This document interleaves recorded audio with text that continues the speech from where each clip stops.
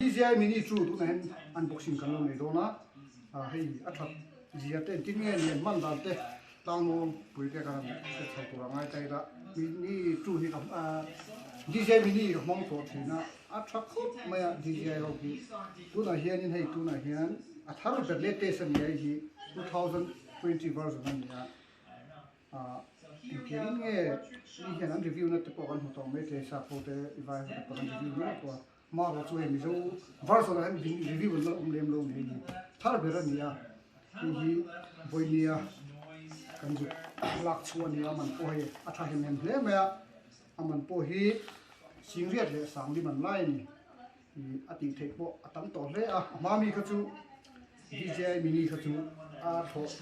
thui zong te po 4 km khan a bumi hi chu hei 10 km lai ni a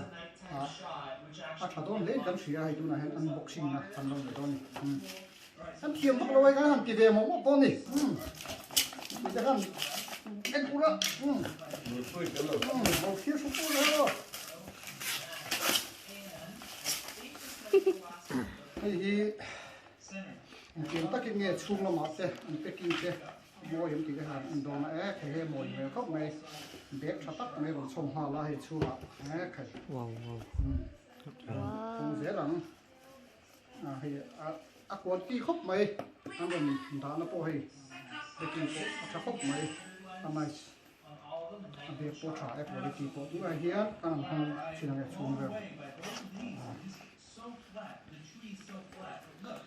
kiểm tra kinh nghiệm anh còn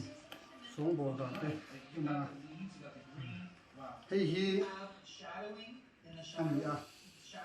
Mini chu hay anh còn packing po mỗi em mà hoa mi khát chu Mini đầu dâu khát chu hết giờ cái packing hi rồi thì rồi chúng ta ăn trộn nó thì bây giờ ông đem đâu à tu này rồi thì tu này phết phải thúc mấy này hết như là hay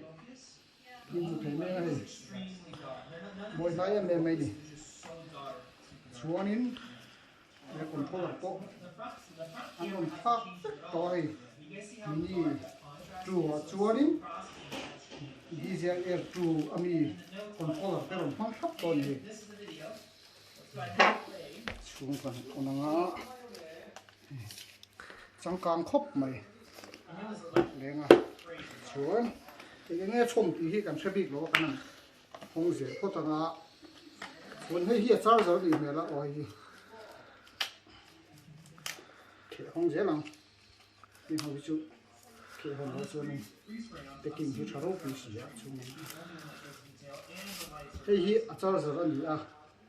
battery hi pathum lai lenga ya ma mi de se tho khan ya ma ro chu battery size hi min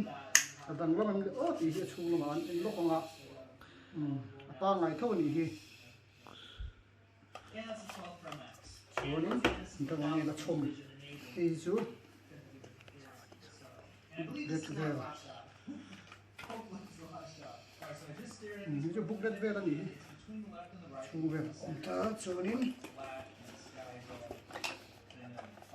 hi charger port हम छोड़ का चोनिन ये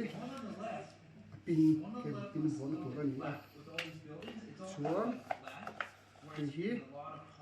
USB cable है battery charge ना ले controller charge नहीं है नहीं मैं खासों खा